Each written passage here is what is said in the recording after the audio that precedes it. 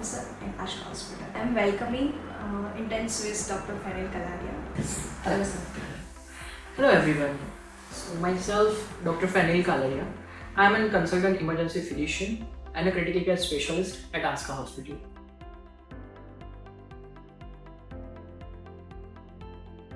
Dengue malaria right એ બધા disease શું અંદર રહેવા પછી પણ થઈ શકે છે અંદર લાઈક ઘર ઓફિસ રાઈટ સો જે ડેન્ગ્યુ મેલેરિયા ચિકનગુનિયા છે એ બધા વેક્ટર બોર્ન એટલે કે મચ્છરોથી ફેલાતા રોગ છે.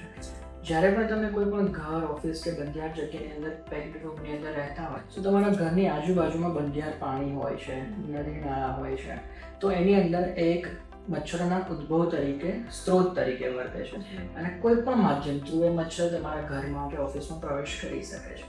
તો નેચરલ છે કે યસ તમે કદાચ બંધ ઘરની અંદર પણ રહેલા હોય તો પણ તમને ડેન્ગ્યુ કે મેલેરિયા કે ચિકનગુનિયા થઈ શકે, પોસિબલ છે.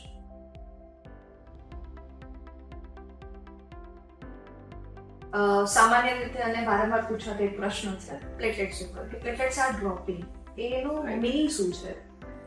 સો બેઝિકલી ડેન્ગ્યુ છે એડિસ ઇજિપ્ટી નામના મચ્છર કરડવાથી થાય છે અને જ્યારે પણ આ મચ્છર કરડે છે ત્યારે ડેન્ગ્યુ વાયરસ તમારા બોડીમાં એન્ટર થાય છે અને એન્ટર થયા પછી કે જ્યાં આપણું પ્લેટલેટ્સનું પ્રોડક્શન થાય છે એ બોન મેરો ઉપર જઈને અસર કરે છે. એટલે બોન મેરોની અંદર પ્લેટલેટનું ડિસ્ટ્રક્શન પણ કરે છે અને પ્રોડક્શન પણ ઓછું કરી દે છે. આના કારણે અમુક ફેઝની અંદર તમારા પ્લેટલેટ્સ બહુ સિવિયરલી ડ્રોપ થાય છે. એ ફેઝ બેઝિકલી 3 થી 5 દિવસનો હોય, જે દરમિયાન તમારા શરીરની રેગ્યુલર જરૂરિયાત દિવસની 1.5 લાખથી 4 લાખ પ્લેટલેટ્સની હોય એ ડે બાય ડે ઓછા થવા લાગે છે. અને એ ઓછા થતા હોય તો એ એટલું બધું વરીસમ છે કે ભયજનક રહી શકે? યસ. સો બેઝિકલી 70,000 થી 1 લાખ સુધીના પ્લેટલેટ્સ ડ્રોપ થવા અને એના સાથે સાથે તમારા બોડીની અંદર બીજા સિમ્ટમ્સ જેવા કે કોઈ પણ જગ્યાએથી બ્લીડિંગ, નોઝ છે, તમારા ગમ્સ છે, તમારા યુરિનમાં બ્લીડિંગ આવવા લાગે કે હાથ કે પગ ઉપર સફેદ લાલ ચાઠા પડવા લાગે તો પછી એ વસ્તુ ક્રિટિકલ ડિસીઝ નેચર તરફ જઈ રહી હોય એવું સંભવિત છે અને આવા સમય દરમિયાન તમારે ચોક્કસથી ડૉક્ટરની સલાહ લઈ ચોક્કસ નિદાન કરી અને સારવાર કરાવવી જોઈએ.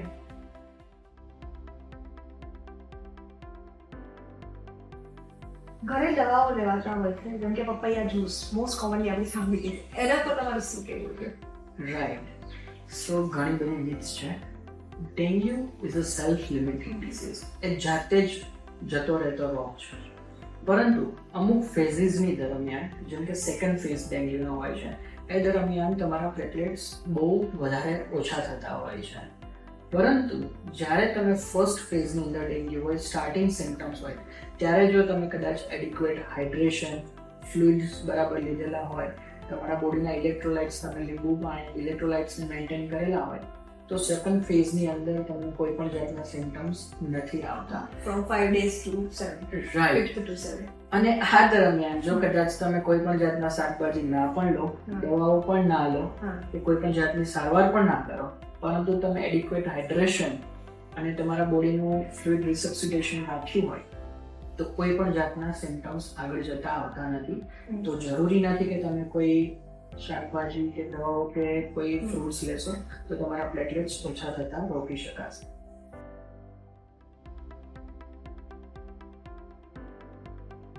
ડેન્ગ્યુ મેનેજમેન્ટ એટલું ખરેખર ટ્રિકી છે અને શું એને ઘરે મેનેજ થઈ શકે?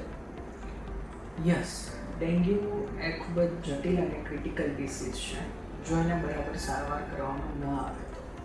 એનું કારણ એ છે કે ફર્સ્ટ તો ડેન્ગ્યુ એ સાઇન એન્ડ સિમ્ટમ્સ જ એટલા જટિલ અને નોન સ્પેસિફિક હોય છે અને એવરી ટાઈમ નોન સ્પેસિફિક હોય છે. એવું નથી કે હરેક ટાઈમ સેમ સિમ્ટમ્સ જોડે પ્રેઝન્ટ થાય છે.